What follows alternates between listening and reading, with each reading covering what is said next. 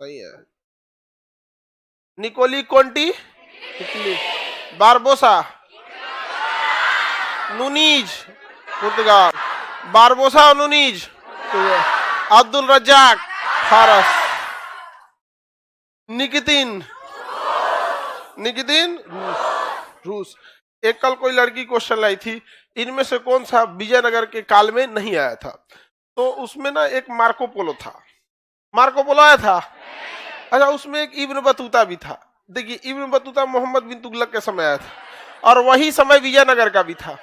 तो जो घटना मोहम्मद बिन तुगलक के समय होगी, आप उसे कंफर्म मानेंगे कि वो विजयनगर के काल में ही थी, क्योंकि तीनों एक ही समय के थे, मोहम्मद बिन तुगलक, विजयनगर और बहमनी।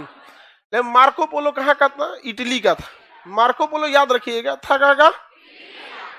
गया था चाइना में। मार्को पोलो इटली का था, गया था कहाँ? चाइना।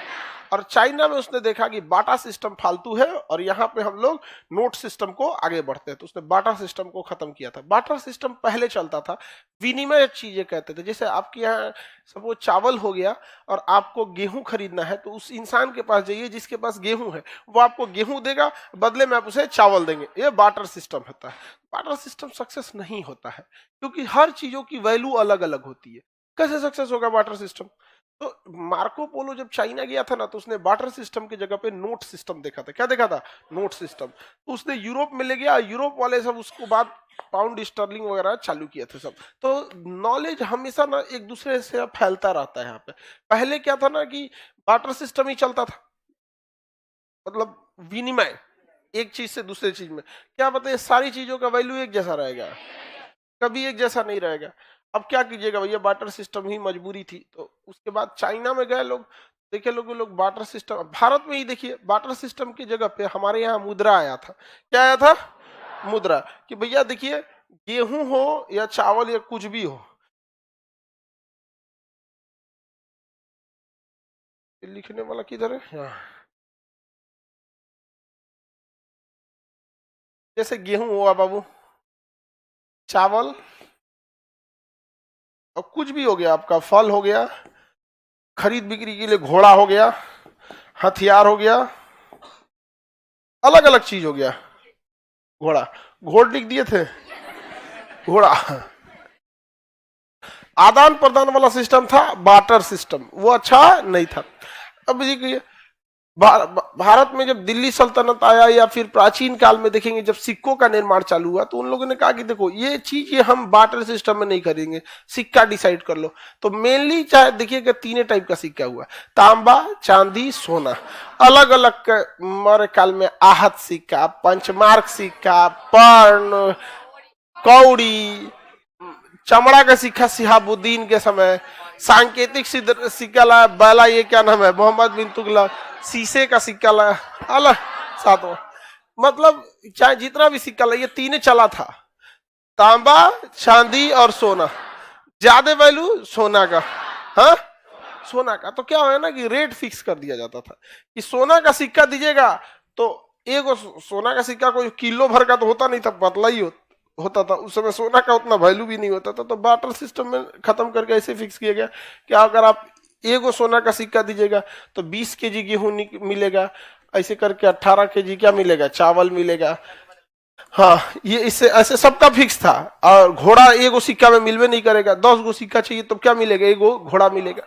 तो क्या होने लगा, रेट फिक्स होने लगा। क्या फिक्स हो गया? रेट फिक्स हो गया यहाँ पे। तो बाटर सिस्टम समाप्त। कौन सा सिस्टम आ गया? Rate system. आपको मतलब नहीं है, आपके पास सोना का क्या होना चाहिए, असरफी सिक्का होना चाहिए, और उसको आप क्या कर दीजिए और उससे बदले में सामान खरीदिए। इसके साथ समस्या जानते हैं क्या था? बहुत भारी हो जाता था और दूर ले जाने में आफत होता था। जैसे अगर किसी व्यक्ति को गुजरात से बंगाल व्यापार करना है, तो गुजरात से लेके बंगाल व्यापार करने, ये हो गया बंगाल, यहां से यहां व्यापार करने में उसे थोड़ा सोना का सिक्का ले जाएगा? हाँ, भैया ये तो लूट लाट के रद्द कर देगा, रद्द नहीं कर देगा। तब यहाँ चालू हुआ हवाला सिस्टम। तो ससुरा बहुत खतरनाक था यहाँ पे। उसके बाद से फिर धीरे धीरे चीजें आई। मार्को पोलो जब गया ना चाइना में, तो उसने देखा कि भैया यहाँ सिस्टम कर, हवाला सिस्टम का मतलब होता है कोई ऐसा व्यापारी चाहिए ना जो दोनों जगह सेटल्ड हो।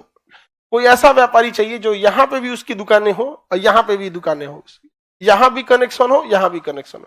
हम क्या करें, हमको व्यापार करना है यहां से यहां, तो हवाला में हम क्या करते हैं, उसको दे देते हैं, देखो भैया 100 गो असरफी तुमको दिए सोना का, ठीक है, हम जा रहे हैं गुजरात, गुजरात जाएंगे और उसके दूसरे दुकान से यहां ले लेंगे 100, बीच में टेंशन खत्म। लेकिन हवाला में दिक्कत यह है कि दोनों जगह होना चाहिए। कौन बदल जाएगा, तो कैसे बदल जाता है यहाँ पे, ये बेवकूफ, तुम्हारा हम एडमिशन लेके पढ़े नहीं करे तब, चोर के दाढ़ी में तिनका। देखो इसका रूम पार्टनर से बच के रहो भाई, इसका पहले दिमाग गया बदल गया तब यहाँ पे। तो इसमें एक सबसे बड़ी खराबी समझ में आ गई कि नहीं आ गया, यहाँ पे नाश हो गया यहाँ पे। तो दोनों जगह होना चाहिए थे यहाँ पे। ये वाला सिस्टम हवाला आज भी चलता है, तो इसको आप ब्लैक मनी इसी तरह भेजा जाता है। सपोज कीजिए कि आपको दिल्ली पैसा भेजना है 1 करोड़, बैंक के थ्रू भेजिएगा ना, तुरंत बैंक आपके पैन कार्ड पे लिंक है, भैया 1 करोड़ आया कैसे, वो बैंकवा इनकम टैक्स से रिलेटेड है, फट्टे मैसेज चला जाएगा ऑटोमेटिक, यहां से इस अकाउंट में गया 1 करोड़। अच्छा 1 करोड़ कमा रहा है तो कौन सी का बिजनेस कर रहा है, अगले दिन दोनों के एक मैसेज चल जाएगा इनकम टैक्स का। समझ में आ गया कि नहीं आ गया। तो बैंक जो होता है ना, बड़ी फटाक से क्या करता है, मैसेज भेज देता है यहाँ पे। इसलिए हवाला सिस्टम अभी भी काम करता है, जिसको आप अक्सर सुनते होंगे कि हवाला ये सिस्टम। तो फिर मार्को पोलो गया था चाइना में, तो उसने देखा था कि चाइना वाले क्या करते थे सब, कि 100 गो सिक्का दिए ना, तो 100 सिक्का की जगह स्टैम्प पेपर देते थे सब, कि मैं चाइनीज झाओ झू जो भी नाम है उसका, अब मोहर और मार के 100 रुपया आपसे लिया हूं, वादा करता हूं कि जब भी आप बॉन्ड पेपर दीजिएगा आपको ये 100 रुपया देंगे, हम आपको 100 को सिक्का देंगे यहाँ पर। तो वहां से दे दिया और वो ले लिया वहां पे बॉन्ड पेपर। अब वो कहीं भी जाके दिखाता था तो क्या हो जाता था, बॉन्ड पेपर। यही चीज चालू किया था मार्को पोलो, चाइना से सीख के कहा गया था, यूरोप में, और यूरोप वाला वैसे ही चालू किया। चाइना वालों का दिमाग बहुत जबरदस्त था, अभी भी चाइना वालों के पास है। चाइना वाले नो डाउट अपने देश के प्रति और काम के प्रति समर्पित रहते हैं। देश के प्रति समर्पित रहना तो सब कोई समर्पित रहता है, कौन सा हम लोग देश से गद्दारी करते हैं, बट हम लोग काम के प्रति समर्पित नहीं रहते। विद्यार्थी को पढ़ने में मन नहीं लग रहा है, मजदूर को मजदूरी में मन नहीं लग रहा है, सरकारी कर्मचारी को ड्यूटी में मन नहीं लग रहा है। अरे भैया अपना कमवा करो ना, छोड़ दो तुम देश को, ना तुम्हारे भरोसे, ना तुम्हारे डुबैले डूबेगा और ना अकेले घिंचैले घिंचाएगा। सब लोग अपना अपना काम करने लगे तो काम हो जाएगा। आज हमारे यहाँ देश परेशान है काम चोरी से। अब देखिए ना, यहाँ पे सरकारी कर्मचारी लोग सरकारी हॉस्पिटल में जाके देखिए, सारी सुविधाएं हैं, अरे मरीज आ गया हो, अरे भाई तुम हो काय लिए वहां पे देखते हैं यहाँ पे मरीज आ गया हो, भैया तो सिनेमा देखने थोड़े आएगा आपके यहाँ। तो पहले जमाने में इधर से उधर लोग घूमने जाया करते थे तो नॉलेज मिलता था। आपको लगता था कि ये अब्दुल रजाक, निकोली कोंटी, ये सब फालतू था सब जो घूमने निकल जाता था सर, नहीं, नॉलेज के लिए जाता था सर। इधर उधर जाएंगे तो आपका भी नॉलेज बढ़ेगा। तो मार्को पोलो कहाँ का था, इटली का, वो आया ही नहीं इधर, तो हम लोग इसको मेन हिस्ट्री में उसे नहीं पढ़ा सकते ना, बट ऐसे आपको बता दें इटली गया कहाँ था, चाइना, हाँ चाइना में। किसी को कोई दिक्कत? अब स्वतंत्र राज्यों के बारे में हम लोग देखते हैं, किसके बारे में, स्वतंत्र राज्यों के बारे में। किसके बारे में, स्वतंत्र राज्य, वो आपको खुद से पढ़ना होगा। स्वतंत्र राज्य देखिए, ध्यान से पढ़िए।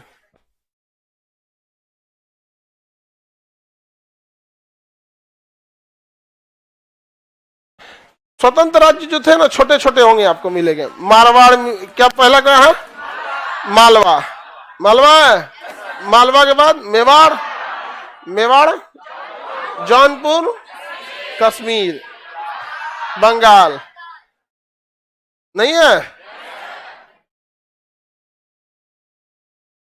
मारवाड़ है पहला, उसके बाद मेवाड़, मेवाड़ है, जौनपुर है, कश्मीर है, बंगाल है। 4 राज्य मिले ना। इस वंश में 5 गो, 5 गो, हाँ बंगाल भी होगा, कश्मीर है, बंगाल है, हाँ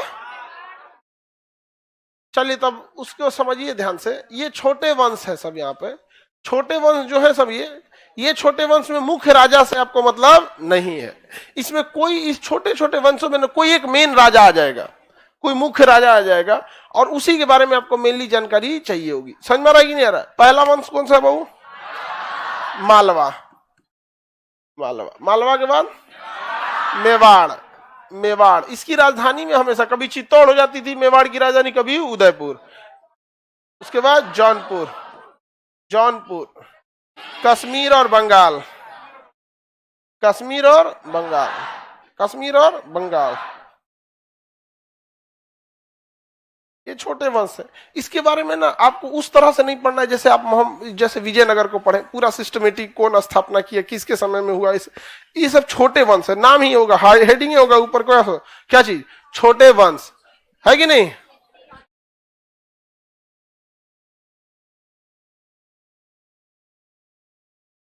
छोटे वंश। संगम काल तो पढ़ा दिए ना, संगम वंश के बारे में कोई दिक्कत नहीं ना है।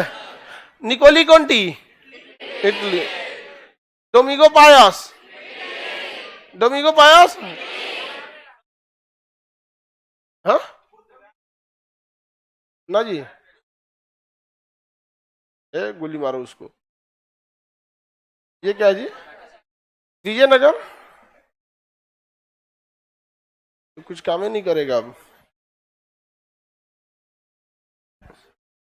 विजयनगर। अब देखिए, पहले हम लोग मेवाड़ देखते हैं। पहला कौन सा है बाबू? मालवा होगा। अब समझिए, मालवा, उसके बाद मेवाड़, और मेवाड़ के बाद जौनपुर, कश्मीर। पहला कौन सा है बाबू? मालवा। मालवा नर्मदा नदी के पास एक छोटा सा साम्राज्य था। ये मालवा जो साम्राज्य था, ये भी टूटा किसके समय में? मोहम्मद बिन तुगलक के समय। किसके काल में? मोहम्मद बिन तुगलक के काल में। अभी मालवा साम्राज्य बहुत बड़ा नहीं था, शुरू से लेकर लास्ट तक मालवा बहुत बड़ा नहीं रह पाया। चाहे वो मोहम्मद बिन तुगलक हो, इसके बाद पृथ्वीराज चौहान हो, या दिल्ली सल्तनत हो, कहीं पे भी मालवा बहुत बड़ा साम्राज्य नहीं रहा है। छोटे छोटे ही साम्राज्य रहे मालवा। मालवा पे चाहते थे सब जौनपुर से शासन, जौनपुर का शासक हमला कर ले, और एक ओर से चाहते थे मेवाड़ वाला हमला कर दे। ये विजयनगर तो पढ़ा नहीं दिए जी। विजयनगर में किसी को कोई दिक्कत है? क्वेश्चन तो पूछा जाए तो बता ही देंगे आप लोग। बताइए, विजयनगर की मुद्रा क्या थी? बहमनी की मुद्रा। विजयनगर का अंत किस काल में हो गया, किस युद्ध में हो गया? हाँ, ताली कोटा। बहमनी साम्राज्य का सबसे जालिम शासक, हाँ, अलाउद्दीन हुमायूं। ये वर्ड सब समझा दिए, किसी को कोई दिक्कत नहीं था। बरार ईमानदार था तो इमाद शाही शासक फतेहुल्लाह इमाद शाह। बीजापुर जो था आदिल शाही, यूसुफ आदिल शाह। अहमदनगर निजाम शाही, मलिक अहमद। गोलकुंडा कुतुब शाही, कुली कुतुब शाह। बीदर बरीद शाही, अमीर अली बरीद, अमीर अली बरीद। बाकी बहमनी साम्राज्य की प्रशासनिक व्यवस्था में कुछ देखना नहीं है। मेनली याद रखिएगा इसका जो ये क्या था, सैन्य वस्त्र। सबसे बड़ा कौन होता था? सुल्तान। सेनापति को क्या कहा जाता था? उमरा। क्या कहा जाता था? उमरा। और दिल्ली सल्तनत में अर्ज, दिल्ली सल्तनत में अर्ज कहा जाता था। बाकी प्रशासनिक सैन्य व्यवस्था में मेनली क्या रहता था? उमरा। क्या था? उमरा।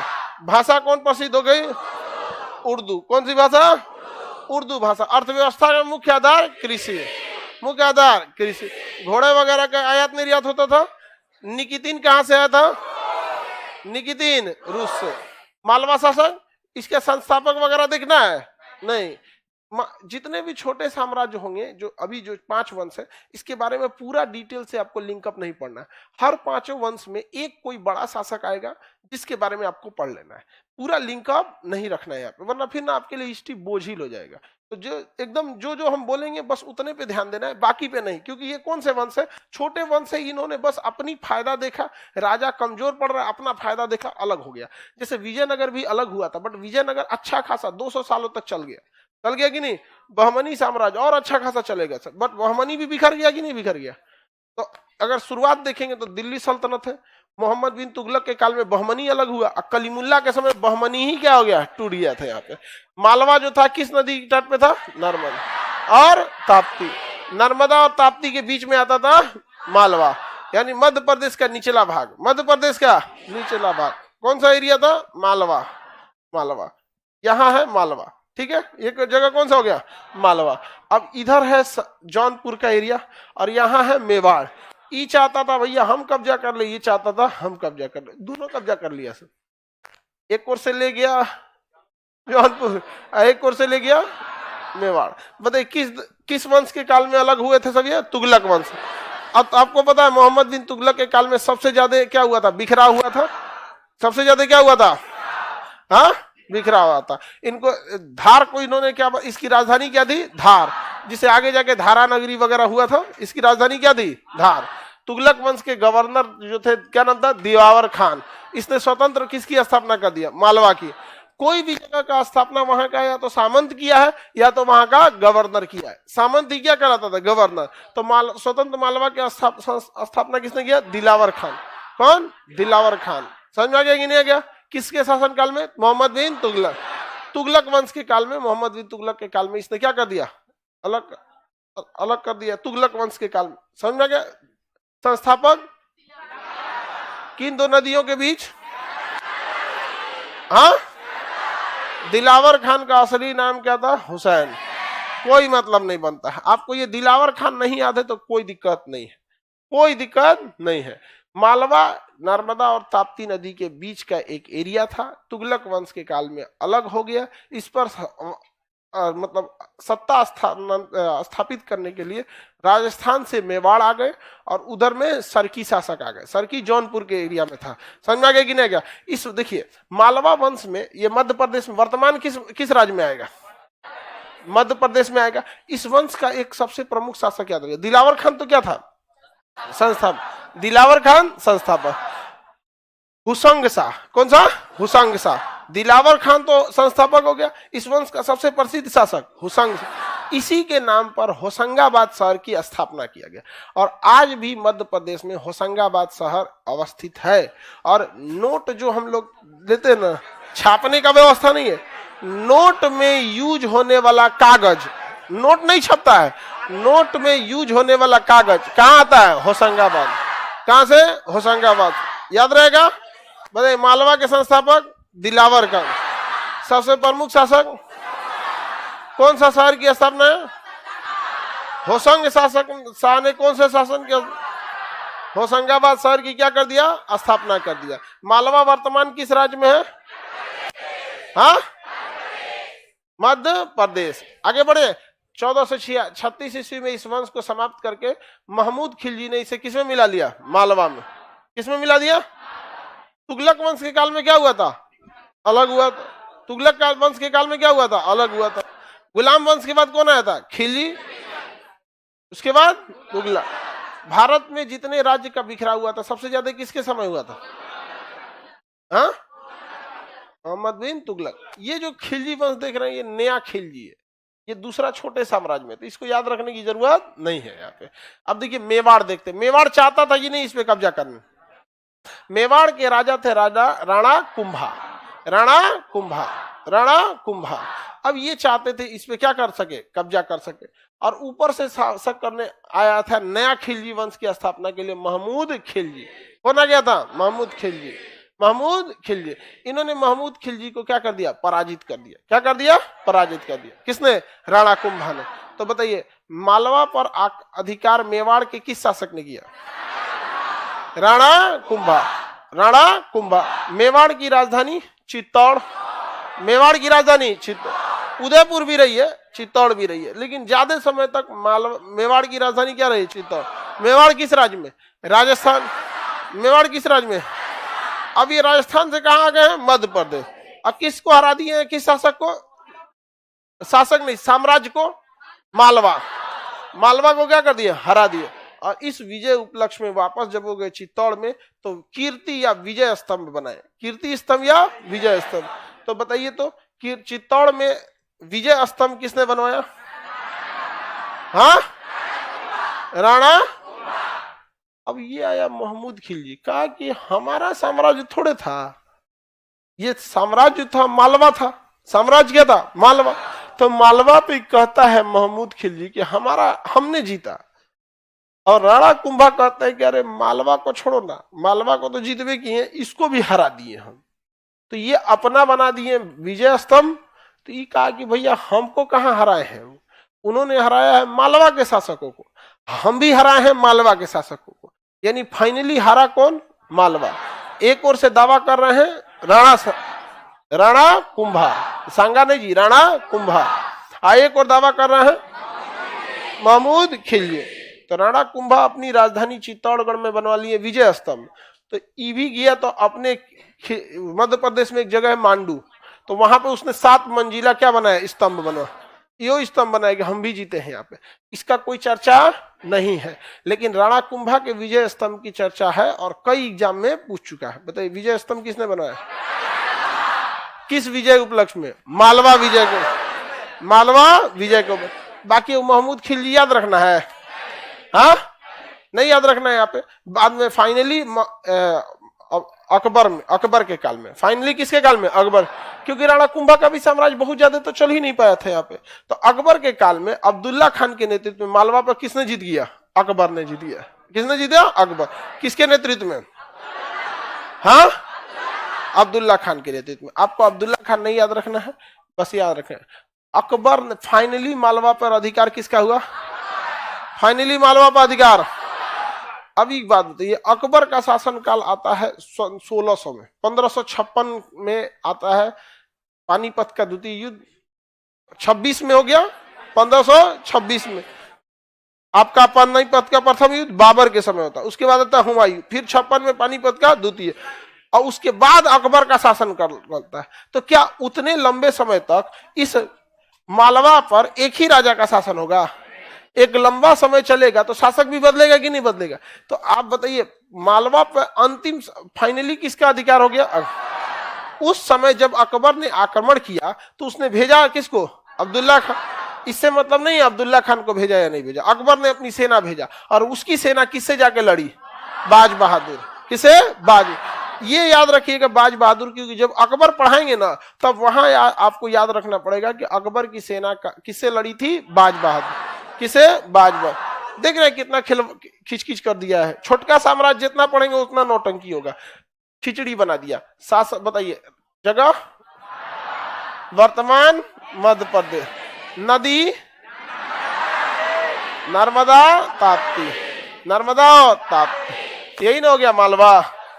बताइए मालवा के संस्थापक दिलावर खान, दिलावर खान। सबसे प्रसिद्ध शासक हुसंग शाह, हुसंग शाह। कौन सा शहर बनाया, कौन शहर, होशंगाबाद, होशंगाबाद। किसी को कोई दिक्कत नहीं ना। इस वंश का अंतिम शासक अकबर तो कब्जा कर लिया। अकबर के समय शासक कौन था, बाज बहादुर। बाज बहादुर को किसने हराया, हाँ अकबर ने हरा दिया। किसने हरा दिया, हुसंग शाह के बाद कोई योग्य शासक आया, हाँ नहीं आया। तो यहां पर किसने हराया इसे, राणा कुंभा, सांगा नहीं जी, राणा कुंभा, राणा कुंभा।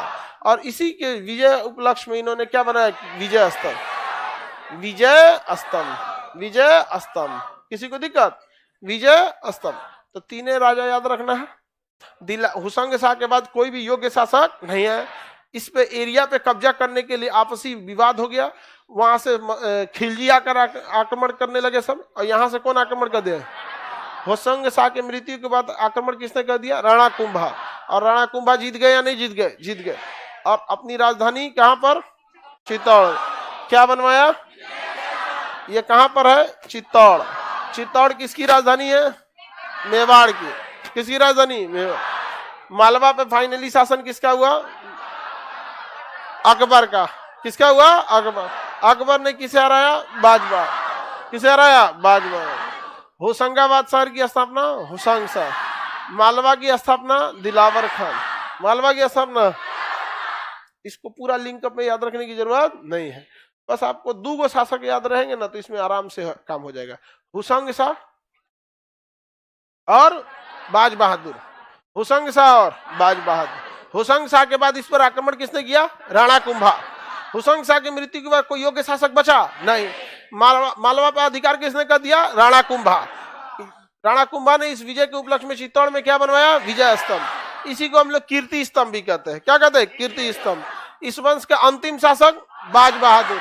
बाज बहादुर के समय आक्रमण किया अकबर, और फाइनली इसको किसमें मिला दिया? मुगल में।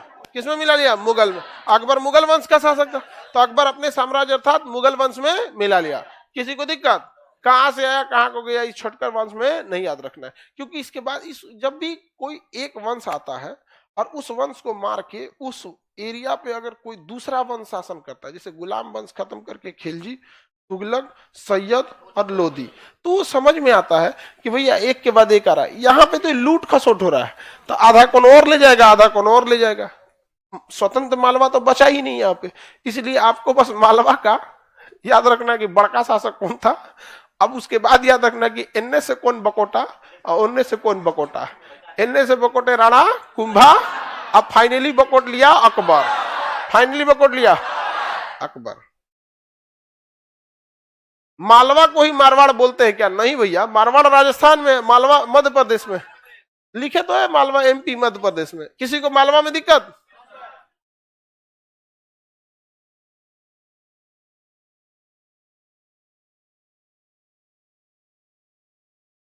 आपको देखते हैं मेवाड़। मेवाड़ की राजधानी उदयपुर भी रही है और राजधानी चित्तौड़ भी रही है, लेकिन मेवाड़ जब भी कंट्रोल हुआ है, कहां से कंट्रोल हुआ है? चित्तौड़ से। कहां से कंट्रोल हुआ है? चित्तौड़ से कंट्रोल हुआ है। कहां से कंट्रोल हुआ है? यहाँ पे जो वंश चल रहा था वो कौन सा वंश था? सिसोदिया वंश। कौन सा वंश? सिसोदिया। सिसोदिया एक राजपूतों की ही शाखा है। जैसे आप देखेंगे कछवाहा वंश, तो जैसे ये राजा भारमल थे या मान सिंह थे, जोधाबाई थी, ये भी राजपूत ही थी, लेकिन इनके वंश कौन सा? कछवाहा। उसी तरह मेवाड़ में जो थे वो सिसोदिया। ये कोई मतलब ये तो आप सबको ऐसे अंडरस्टूड होना चाहिए यहाँ पे, लेकिन मेनली राजपूत शासक थे वहां पर। समझ में आ गया कि नहीं आ गया यहाँ पे? तो बताइए, तो मेवाड़ की राजधानी चित्तौड़। क्या उदयपुर से कंट्रोल हुआ है? ज्यादा नहीं कंट्रोल हुआ। ज्यादा कंट्रोल कहाँ हुआ है? वहां राजपूतों की कौन सी शाखा थी? राजपूतों की शाखा सिसो। अब इसी सिसोदियों की शाखा एक बनेगी जिसका नाम होगा मराठा। क्या होगा? मराठा। तो राजपूतों की शाखा सिसोदिया, और सिसोदियों की शाखा क्या होगी? मराठा होगी। और उन मराठाओं की शाखा होगी ग्वालियर के शासक। कौन होंगे? ग्वालियर के शासक। समझा गया? सिंधिया परिवार। कौन परिवार? सिंधिया परिवार। अभी ज्योतिरादित्य सिंधिया जो है वो परिवहन वायु विमानन मंत्रालय उन्हीं के पास में। समझ में आ गया कि नहीं? उनको 4 बार अगर पटना उतार दिया जाएगा ना, तो या तो एयरपोर्ट बनवा देंगे या तो उतरबे नहीं करेंगे। भाई एयरपोर्ट हो लो, तो लग रहा है आदमी सर्कस वाला सिस्टम है कि कूदो उतने दूर में रुक जाएगा तो चल जाएंगे। नहीं, सर्कस में नहीं देखते कूदता है इनने से उनने, बस उतने देर में रुक जाओ, नहीं तो या तो आगे गिरोगे या तो पीछे गिरोगे। यहाँ पे तो सबका अपना अपना शासक रहा है। यहाँ पे देखिए ये मेवाड़ भी जो है, मेवाड़ में आपको लिंकअप में देखेंगे यहाँ पर कौन राजा है कौन क्या है। स्वतंत्र राज्य है। स्वतंत्र राज्य में आपको मेनली समझदारी क्या है कि जो मुख्य राजा है उसके बारे में पढ़ना है। मेवाड़ का एक राजा जिसके बारे में आपको पहले से पता है, राणा कुंभा। क्या नाम है? कौन सा स्तंभ बनाया था? किस विजय उपलक्ष्य में? मालवा विजय को। किस विजय उपलक्ष्य में? मालवा विजय। ताकि आपको लिंकअप ध्यान रखना है। छोटका वंश में अगर जो लिंकअप में गए तो फिर इतिहास आपके लिए बोझ हो जाएगा। इतिहास आपके लिए क्या हो जाएगा? बोझ हो जाएगा। तो हम जो जो बोल रहे हैं उसको आप लोग अपने अपने जब रूम पे जाइएगा रिवीजन करने टाइम तो अंडरलाइन कर लीजिएगा या हाईलाइटर उसमें सुगा पोत दीजिएगा कि इतने चीज देखना है आप। लेकिन आप लोग को इतना फुर्सत मिलता है जी? टाइम मिलता है? सब काम टाइम मिल ही जाता होगा। निकाला कीजिए टाइम कभी कभी। हाँ, ऑनलाइन वाले लोग टाइम मिल जाता है कि नहीं आप लोग को? ये याद हो गया? बाकी ये सब लीपा पोती वाला चीज है, इससे कोई मतलब नहीं है। सिसोदिया वंश थे। सिसोदियों की शाखा कौन थी? मराठा। अब मराठों की शाखा सिंधिया और इंदौर के होलकर। इंदौर के होलकर याद रहेगा। किसी को कोई दिक्कत नहीं। राणा कुंभा स्वयं एक बहुत बड़े विद्वान भी थे। राणा कुंभा, जयदेव की पुस्तक जो थी उसमें इन्होंने भी क्या लिखा था, टीका लिखा था। राणा कुंभा जो थे अंतिम भाग मतलब एक लिंगा महोत्सव लिखा गया था, उसमें लिखने में योगदान और किसने दिया था, महाराणा कुंभा। तो कुंभा एक महाराणा कुंभा जो थे जिनके बारे में आप पढ़ चुके हैं विजय स्तंभ के बारे में, ये योद्धा भी थे और एक साहित्यकार भी थे। क्या थे, साहित्यकार, विद्वान भी थे। जयदेव, गीत गोविंद किसने लिखा है, जयदेव। तो जयदेव द्वारा रचित गीत गोविंद पर भी इन्होंने क्या लिखा है, कमेंट, टीका। और टीका मतलब क्या, उसी का एक्सप्लेनेशन कर दीजिए। कई बार क्या होता है ना कि हम लोग एक्सप्लेनेशन अच्छे से नहीं समझ पाते कि कहना क्या चाह रहा है, शास्त्र कहना क्या चाह रहा है, तो एक्सप्लेनेशन करना जरूरी है, टीका लिखना जरूरी है। ये विद्वाने लोग लिख पाते हैं। जैसे लक्ष्मण जी को तीर लग गया था ना, तो संजीवनी लेने कौन गए थे, और लक्ष्मण जी किसके भाई थे, उनका बस चलता, इसे छू देते तो सही हो जाता। फिर भी भेजे किसको थे, हनुमान जी। उनको पता था कि 1000-2000 साल बाद जब कलयुग आएगा तो फिर कोनो को कुछ होगा ना, तो कोई ना कोई ऐसे काला जादू वाला आएगा, कहेगा रुक ना हम ऐसे बताते। सही हो गया कि नहीं। वो दिखाना चाहते थे दुनिया में कि देख भैया, जब भी जरूरत पड़े तो इसके स्पेशलिस्ट के पास जाना, सांप उप काटे तो झरवाने वरवाने से अच्छा जगह हॉस्पिटल लेके भाग जाना है यहाँ पे। नहीं तो वो नहीं चाहते तो सही हो जाता जी, सही हो जाता ही नहीं। वो क्या दिखाता है कि हॉस्पिटल जरूरी है, उस समय हॉस्पिटल ना हो के जड़ी बूटी होता था। बस उसी को एडवांसमेंट कीजिए, कंसेप्ट वही रखिए, समय के हिसाब से एडवांस कर दीजिए। यहाँ पे भेजे किसको थे, जो सबसे फास्ट जा सकते थे। आज भी देखिएगा एम्बुलेंस के ऊपर सायरन मारता है, अब भाई रास्ता दे दो सीधे निकलने के लिए। एडवांसमेंट बस आप जरूरत के हिसाब से उसको चेंज कर दीजिए। तो टीका टिप्पणी लिखना बहुत जरूरी है, कमेंट जिसे टीका की इंटरप्रिटेशन हो सके आज के वर्तमान परिदृश्य में, उस घटना को आप कैसे यूज कर सकते हैं। समझ में आ गया कि नहीं आ गया। कई बार देखिएगा भागवत गीता को भी लोग समझाते हैं, एक्चुअली राम जी उपदेश नहीं दिए,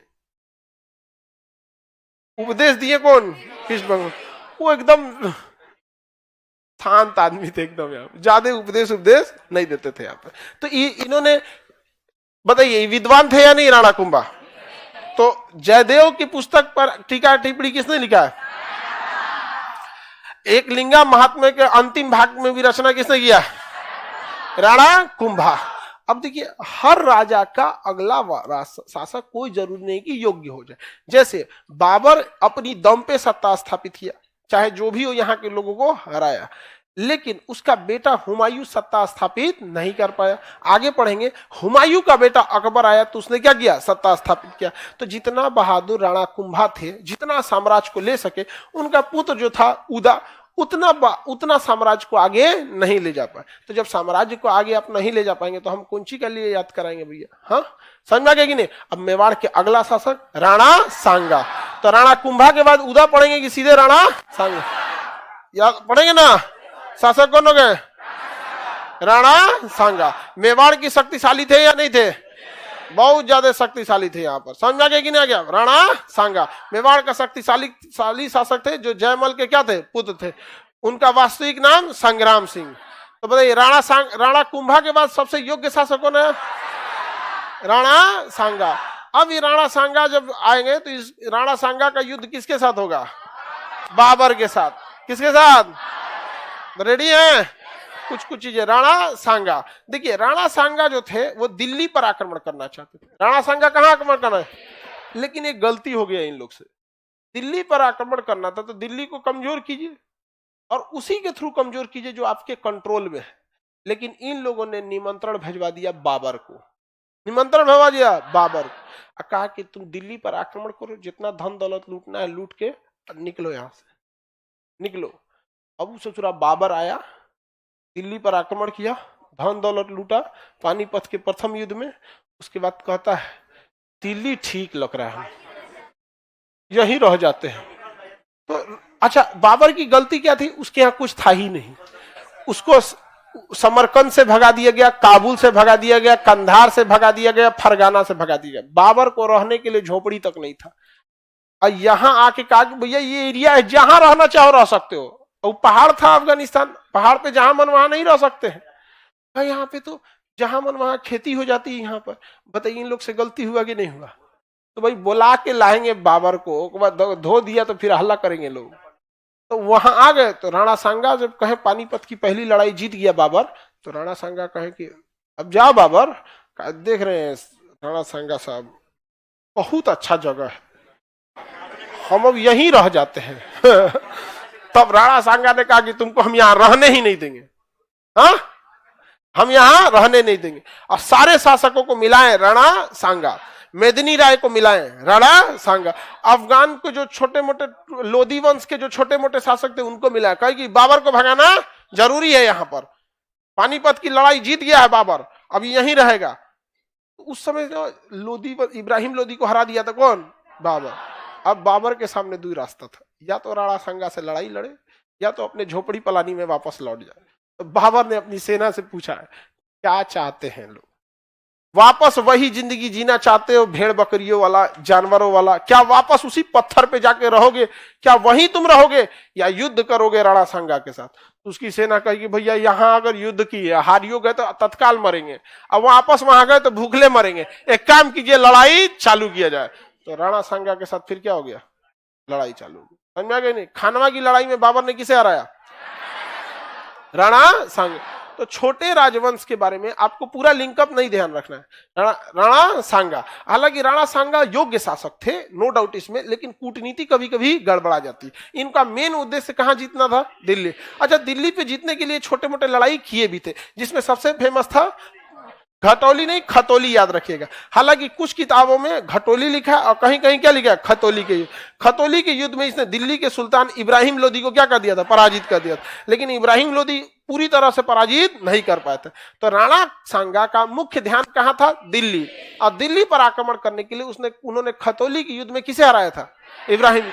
लेकिन इब्राहिम लोदी को कंप्लीट हरा नहीं पाए थे। इब्राहिम लोदी का चाचा और इब्राहिम लोदी के पंजाब का सूबेदार दौलत खान लोदी और आलम खान लोदी, ये दोनों चाहते थे सबकी इब्राहिम लोदी हट जाए। और राणा सांगा, तीनों लोग मिलके, दौलत खान लोदी, इब्राहिम लोदी और राणा सांगा, इन सब ने प्लान बनाया कि बाबर को बुलाते हैं, बाबर धोधा देगा, चल जाएगा।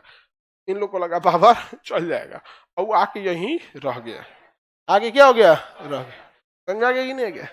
ऐसा इतिहास से सीखिए। एक आदमी थे गांव में, देखिएगा ना, किसी का कोई खेत खलिहान कब्जिया लेता है, तो आदमी का कोई एक पड़ोसी उसका गोतिया खेत कब्जिया लिया था। तो ये क्या किया आदमी, दिमाग लगाया वही जो भारत में गलती हो गया था।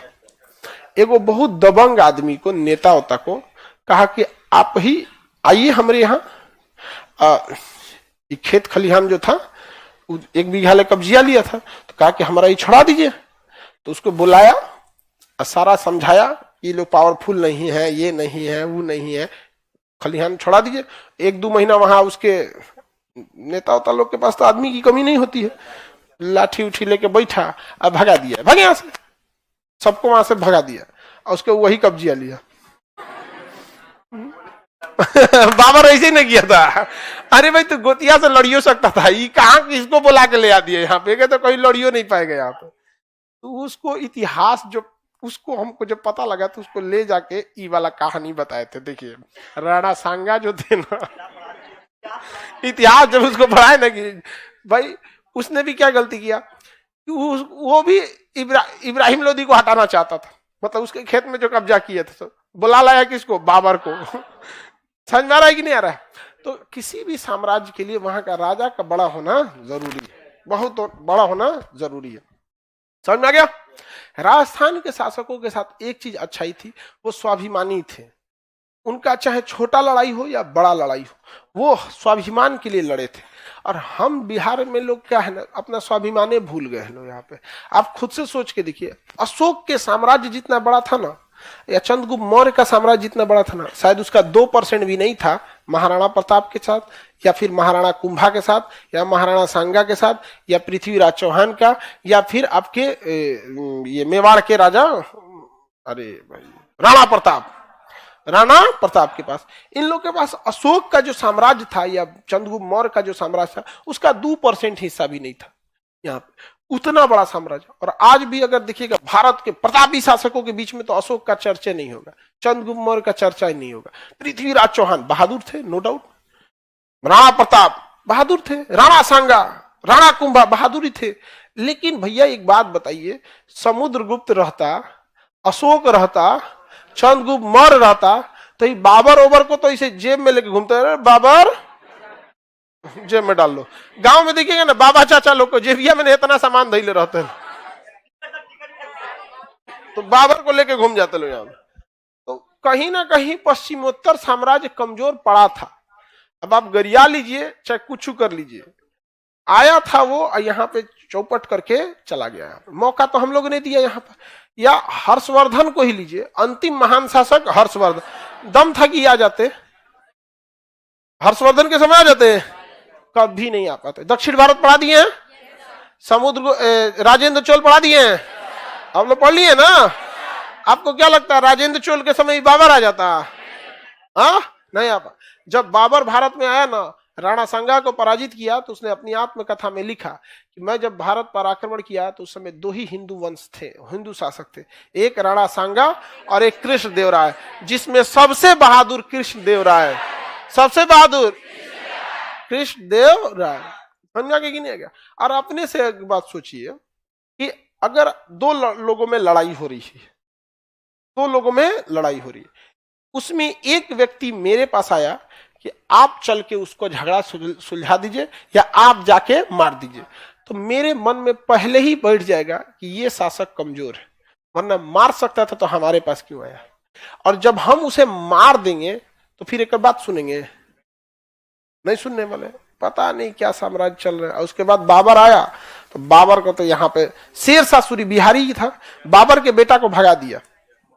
बाबर आया, बाबर जाते दिन जी नहीं पाया, राणा सांगा की गलती थी, अहमद आलम खान लोधी और दौलत खान लोधी की गलती थी, बाबर आ गया था, किस्मत ने मौका दिया। बाबर का बेटा बकलोल था, बाबर का बेटा हुमायूं, बाबर का बेटा हुमायूं बकलोल था, और बकलोलवा जो था बिहार में आकर आक्रमण कर दिया। शेरशाह सूरी उसको पानी में डुबा डुबा मारा था, तो पानी में डुबा डुबा मारा था, दह गया, यहाँ पे डुबाया वो छूट गया। कहा कहाँ दो हिलू नहीं, कहीं मछलियां उछलियां निकल जाते, कहाँ रे रे रे, उतर के भाग गया वहां पे। फिर उसको कानपुर ले दौड़ा के मारा, अब भाग गया, भारत छोड़ के भाग गया ईरान में। ये था बिहारी का पावर, बिहारी का पावर था। लेकिन आप जाओ शेरशाह सूरी के मकबरा पे, काई जमल है, पानी हरियर हो गई, इतना सासाराम में हरा रंग का हो गया है पानी। रुपया जो मुद्रा देख रहे हैं शेरशाह सूरी के समय, पटना की स्थापना शेरशाह सूरी, पट्टा और कबूलियत व्यवस्था जिसको दाखिल खारिज कहते हैं लोग, आजो दाखिल खारिज जमीन होता है शेरशाह। हम लोग बिहारी, एक चीज देखें बिहार में जितना ना, मतलब हम लोग के समय में क्या हो गया ना, मानसिकता से ऐसा खेला गया है ना। हम लोग कैसे आदमी पसंद करते हैं, गमछा रख ले रही से, हम लोग में कोनो कमी है हो, हमारे साथ में कोनो कमी है ना।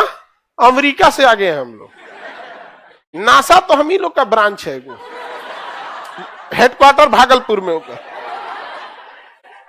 हो गया काम खत्म।